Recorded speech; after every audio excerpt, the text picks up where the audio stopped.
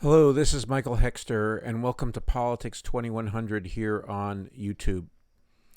So, in this episode, I'm changing format a little bit, and I'm calling this episode Critical Climate News for the week of September 9th, 2023.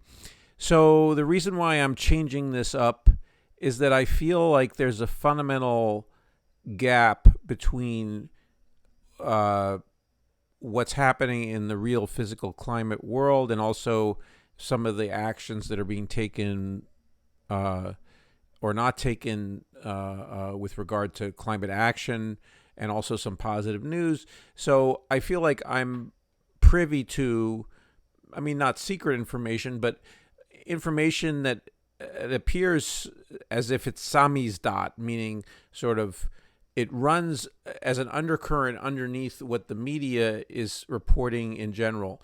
And so I believe, and this is not a original thought, but the summer of 2023 has been a almost a nonstop series of climate disasters of various kinds, and that has sometimes made it into the news, sometimes not. And there's a general sense that there's something wrong going on in some areas of the media universe.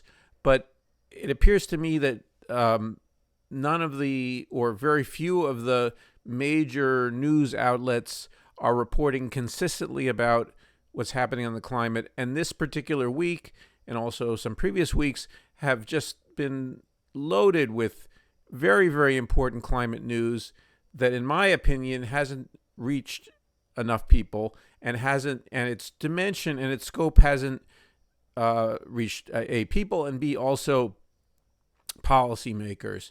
And I have not done a comprehensive review of all media outlets. I have looked at the New York Times, and I feel like their reporting is lacking in this area, but they are not the only culprits.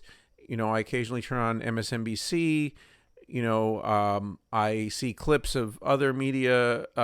I follow some left-wing YouTube shows and so forth and so on. And I feel like there's a gap in what I think concerned citizens should know. Also, people who consider themselves to be on the left or progressive. So anyway, so this is the review of the news for the climate for September 9th, 2023. If this is something that's useful, if I get feedback about it, I could potentially up the production value. But right now, I'm just going to read off some of the important climate events that have occurred. I will attempt to provide links to some more detailed accounts of these things, but you will get a sense of there's a commonality throughout them that is just the signature of what has been going on in the climate for the last 150 years, but in particular with increasing intensification in the last 50 years. So in any case, let's start now talking about the week of September 9th. So roughly starting on September the 1st or 2nd, and then continuing on throughout the week. So, and this is not in chronological order. Some of this is sort of thematic, and I will talk a little bit at the end about what likely is going to happen in the following week, given what we know about what's developing in the climate. So we have had disastrous flooding in Algeria, okay, in Saudi Arabia. Okay, so there's a flooding incident in Saudi Arabia. You can, I will try to provide you with a link in the description about those. In Guatemala, some very, very severe flooding. In central Spain, okay, that was actually earlier in the week. That's around Toledo, also near or inland from Barcelona. And then we've had flooding in Sri Lanka. Okay, though this is flooding that's out of the ordinary, severe flooding for all of these areas. Some of it is absolutely unheard of. For instance, Spain, I know, is in September is usually quite dry, and as Saudi Arabia is also a very dry place, as is Algeria, um, especially in summer months, and then we had what did make it into some newspapers. There was flooding in Greece, but then that was not an isolated incident whatsoever. So there was the details of that are quite astounding. About 500 millimeters or approximately a foot and a half of rain fell in the area of Thessaly, Greece, some of the flatter, more agriculturally rich areas of Spain, and that area has been devastated by flooding now because almost a year's worth of rain or more has fallen within a day or two. So, and then furthermore, as you might expect, national boundaries are not of interest really to storms and what have you. So that same weather system flooded in Bulgaria to the north, and also to the east. Istanbul, so the National Library of Turkey, was flooded, and also in areas of street areas, so forth and so on.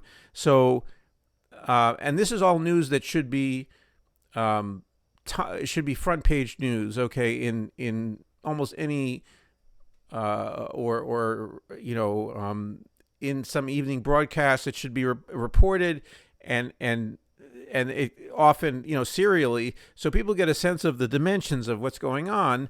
And the flooding is not trivial flooding. The images are horrific, and they show an awesome power of water rushing through areas that are either settled and built up, or which are not. But in any case, you see torrents of water that is just like you yourself have never experienced, unless you have particular experience in a very severe flood, very, very severe.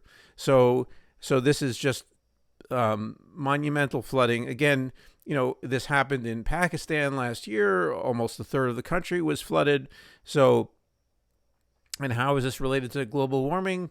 Well, the more energy there is in the atmosphere, the more water vapor there is in the atmosphere. So, and that water vapor forms various, weather systems, and they dump precipitation in some areas, while other areas are, experience a drought. So it's not uniform. It doesn't this moisture in the air, this water vapor doesn't precipitate uniformly throughout the system. And also their higher level weather, like the jet streams and that actually determine the distribution of these weather systems, as well as other factors. In any case, those are altered, and there's something called an omega blocking, which is a phenomenon that I don't fully understand. I'm not a climate scientist. I'm not but in any case, that is accounting for instance, in previous weeks. So I'm just talking about this week, but in previous weeks we had extreme heat. So also, let me quickly go through other flooding incidents that have occurred. So in Hong Kong and in Fuzhou in China, we had a typhoon that created massive, flooding throughout that city and other places, to a degree, in other words, that was beyond any records that have ever been kept for Hong Kong. And so in Brazil, in the Rio Grande do Sul, Rio, let me see if I can do a Portuguese pronunciation. Rio Grande do Sul floods. That was probably wrong. This was a large flooding event due to extreme precipitation. Okay, and this flooding is caused by record-breaking precipitation, often in very, very quick dosage or doses over a quick period of time, so it cannot be absorbed by existing rivers and groundwater and so forth and so on, and it creates flash flooding, among other things. So in other related, so also we had flooding in the United States, we had flooding in Las Vegas, then also the Burning Man festival over the Labor Day weekend, which happens every year, was essentially canceled midway because of flooding, and it became a mud apocalypse there, where people struggled to and eventually did get out. Most people did. I believe there was one death, but in any case, this was a very serious situation where you have 75,000 or 73,000 people in a desert area that is usually extremely dry in August, late August, early September, but that they experienced this unusual weather pattern that is linked to global heating. Okay, so anyway, so the we now I'm moving on to other aspects of climate. So a lot of this was dealing with flooding and with storms, and we're not actually done with it. So we have now in the pipeline a couple of Category 5 cyclones in various areas of the world, including near the United States and near the west coast of the United States, and also potentially threatening the east coast of the United States, which already experienced a Category 3 hurricane in Florida that luckily hit a part of Florida that was less populated. And so anyway, we have now in the pipeline the potential for the next week to be more of the same story. So, and this is actually the first time now we have 5 Category 5 hurricanes we've had this season in the 5 tropical cyclone basins, including the Atlantic, the Pacific, and other areas in the East Pacific, or you could say the Western Pacific, in any case, depending on your orientation. But in any case, near East Asia, we now have for the first time 5 Category 5 cyclones. Hurricane is another word for a cyclone, or typhoon is another word for a cyclone, and that's the generic word. In any case, that and a couple of those are threatening landfall in the next few days. So then we also have seen that the UK is ice-free, or is snow-free for the first time, not forever, but it's the 5th time that the UK has been snow-free. So there are parts of Scotland that are that have, in a typical summer, maintain a small patch of snow. It's not as alpine an environment as the Alps and so forth and so on, but still it's far north, and those ice patches, or those snow patches, have melted, and this is for the 5th time, and most of those 5 times have been in the last 20 years. So then we also have, let me see what else. So let me turn to another aspect of critical climate news. So we have had activists of various kinds. So news from climate activism is another part of what I think is critical climate news.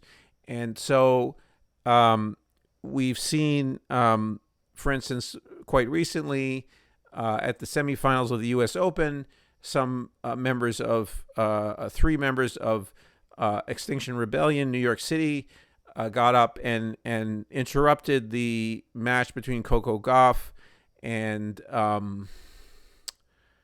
and Mukova. I'm sorry, the Czech player. I think her name is Katerina Mukova, and they and that interrupted the match for about 47 minutes, and in part or 49 minutes, in part because one of them glued himself to the stands, and they couldn't figure out a way to detach him. No one was hurt, but and actually, sort of, there was something of an upside to this event. Now, there were some people who were, including online, who were criticizing this. It was not clear from I was watching the tennis actually myself. It wasn't, and I wasn't aware of this event until it happened. But there were people who were irritated by this, so forth and so on. But I think conditions have gotten to a degree to which these activists are close to being part of the accepted spectrum of what's called normal, or whatever opinion, or what we consider to be media allowable media acceptance, so to speak. They weren't celebrated. Certainly, the tennis commentators had very little use for them.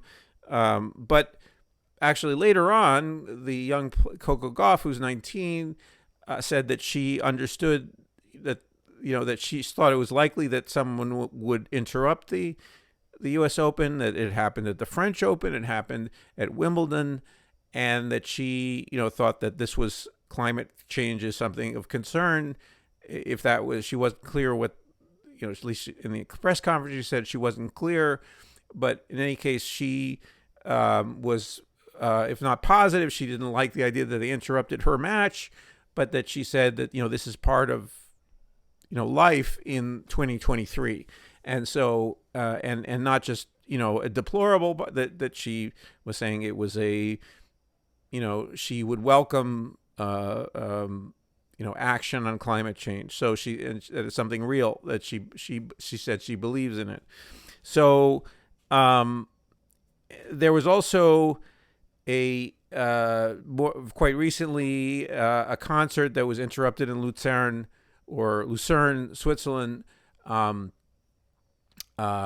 it was a classical music concert where two activists of Renovation Switzerland, which is a climate action group like Climate Defiance in the United States, like Dernier Renovation in France, like Aufstand, Letzte Generation in Germany, like Ultima Generazione in Italy, like Just Stop Oil in the UK, and they came up and glued themselves to the podium, and the conductor, and they were meted with boos and hisses from the audience.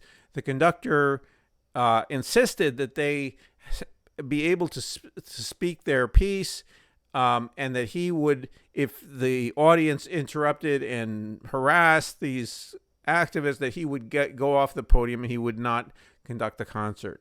So there was at least an acknowledgement by this leader of the cultural elite, or the cultural event that was occurring, the conductor of a classical orchestra, who was, if not exactly welcoming this interruption, he was saying they had a place to speak there and to make their case. There also, in somewhat less, sort of on the other end of acceptance of climate activists, we have the German group Aufstand Letzte Generation, that they have experienced. Their Mannheim group, for instance, was blockading a road. They had actually glued themselves to the road, and a policewoman was seen. They were using gasoline as a solvent, I believe, to try to glue the protesters from the road. And this policewoman took the liberty to pour gasoline over the head of where the person was not. They were stuck up with their hands, so that this was an assault essentially on this protester by pouring gasoline, which is of course dangerous and poisonous, onto their entire body. And so this was captured on camera. It's unsure whether this policewoman will be brought to justice or not. And there's also another video from, it's a video from another Aufstand letzte Generation action where they're blocking a road. I'm not sure. I have to look up where that road was. But in any case, some drivers are seen kicking and assaulting these protesters who are blocking the road. And so, and this was, I am not following the German media with great detail, but it's my understanding I know for the fact there are right-wing newspapers and outlets in Germany that are demonizing and dehumanizing, you could say, these protesters who are number in the hundreds or even thousands, if you think about all over Germany, and they're attempting to get the government to act more vigorously on climate. And so, some of the methods they have chosen include blocking traffic. Okay, so anyway, so that's another bit of news from the front of activism, and also there's also some somewhat quite bad news from the United States, in that there is maybe you've heard of Stop Cop City, or Cop City is this essentially urban warfare training camp for police, and it's built in a forest it's intended to be built in a forest outside of Atlanta, Georgia, and there is a movement against it. This has been going on for several years, and one of the people attempting to block it, Tortuguita, was shot multiple times. The police apparently made up the excuse that he was armed when it was clear that he wasn't, and so there's a fair amount of brutality or a lot of brutality directed at the protesters. And now we have the state of Georgia attempting to do a RICO, so a racketeering form of prosecution of some supporters of the Stop Cop City movement. And so that is in a way, it seems to be a balancing act that the Georgia prosecutors are attempting to say, well, we're going after Donald Trump, so Donald Trump is also the subject of a Georgia RICO investigation, but they're also saying, well, we're also doing it against these protesters, and this is a violation of free speech and political speech. And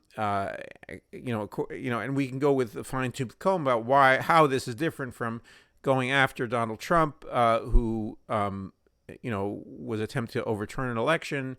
These people are attempting to protest what they think is the wrong use of funds and the wrong approach for public safety in Georgia. And so there are people who would want to say, well, they're exactly the same thing, and they're just simply one is the same as the other. I disagree with that, and among other things, Trump is entirely self-serving. Trump's is an entirely self-serving effort to, in terms of doing crimes for the benefit of those people. And the Stop Cop City protesters are not doing what they're doing for their own benefit. but they're trying to make a point about politics and policy in Georgia. And also it has ramifications for beyond Georgia, because other police departments are looking on and thinking they want to erect similar facilities to among other things, to criminalize exactly the people who are fighting it. So, and criminalizing, among others, climate activists, and which is their residences of the COINTELPRO efforts, or the FBI and so forth, so on, in the 1960s. The whole program of attempting to criminalize political dissent, and again, this is a difference between people who are attempting to grab power for their own benefit, or people who are expressing a political opinion and are attempting to do so using nonviolent civil disobedience of various kinds. So one is the grabbing of power by the right wing versus the assertion of certain ideas and doing nonviolent civil disobedience to project those ideas and try to get those ideas into mainstream politics. So, and again, what I'm saying will not convince anybody who is convinced that they're either from a quote-unquote centrist point of view, that they're both are the same thing.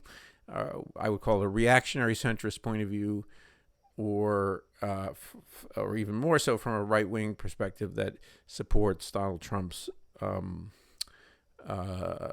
efforts to grab power, or others like Trump-like figures to grab power for the sort of their segment of society. And so anyway, so we also have some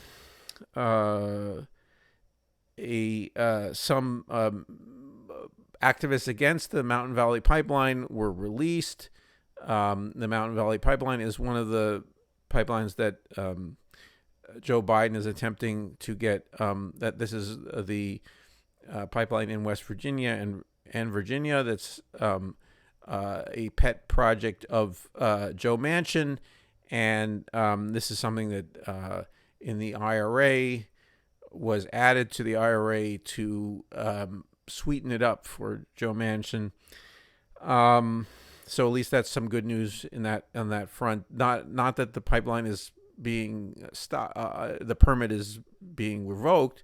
But also actually in the area of good news in this is that while Biden is still pushing forward on fossil fuel projects, he has recently withdrawn the permits from 7 projects within the Arctic National Wildlife Refuge. So that's not nearly all the federal land that Joe Biden has issued permits for, but in any case, it's progress in this area, and it's the product, among other things, of lots and lots of climate activism on all levels in the last year or so.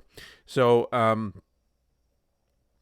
also, I wanted to point out another, I guess, positive things. So, I mean, this is just a nugget. The city of Milan, Italy, is going to build 750 kilometers of protected bike paths. That means 750 kilometers is about 500 miles. And so that is, the city of Milan is not huge. So that's quite a large network of protected bikeways, and that will only cost them $285 million, according to the current estimate. So I also want to point out, and I'm going to put in the description box, really this is not necessarily climate per se, but there's a lot of climate in it. Actually, it is really a climate satire, let's say, by Juice Media. So Juice Media is an Australian, you could say, internet media or video production house that uses the internet. and also they do satire videos, and their most recent one is about Canada, and actually, and it's a fake release from the government of Canada, even though it's not they're not pretending that it's anything but satire, but it's filled with very biting and trenchant skewering of Canadian politics, and also the state of both the natural situation, the nature of Canada, the various initiatives that are being or not being undertaken in Canada to meet the challenge of climate change, but it's done in a very fun and biting way, and it's an example of the kind of satire that we really need on a scale. I mean, not that everything could be as funny as that one or as well made as this particular video, but that it's showing a way toward the use of humor and the use of good video production techniques, though it's not by no means a highly slick video, to make political points and make politics fun and interesting. So anyway, I'll stop here, but and I'll try to put as many links in the description box as possible to all of this information, and some of it is just for your information. It may be already old news to you. Some of these disasters have already occurred, but the impacts of those disasters will reverberate on, and also I think the overall picture I want to present is we are in a climate emergency, and it needs to be declared. It needs to be met with vigor and with rapid action. And without this information that I'm giving you, that emergency will seem to be overreach when in fact it's underreach. Okay, we need a full-scale mobilization of society. We need to be endeavoring as generations, as not just my generation, the younger and older generations, to build a circular economy that does not destabilize the biosphere, including the climate system. So, and that is an enormous undertaking, but we need to have the data to make that seem not just an obsession that I have, or some that I like to wear Birkenstocks or something. So therefore, I mean, not to say that everyone wears Birkenstocks. Birkenstocks is interested in this kind of thing, but in any case, that I have some kind of a peculiar taste or whatever that makes me interested in that. No, this is based on the data of the world that's coming into us right now, that we need to act in this kind of thoroughgoing change in our material culture, in our political culture, in our general sense of care, a general sense of awareness of what we put out comes back to us as a form of, you could say, karma, but it's not my particular religious orientation. But in any case, that is the way we've integrated that into our language. So in any case, that we need to understand that and evolve in a number of different ways. In any case, please share your thoughts in the comments. Please like this video if it's brought up anything that you find interesting. Please subscribe to Politics 2100. I look forward to seeing you in the next video.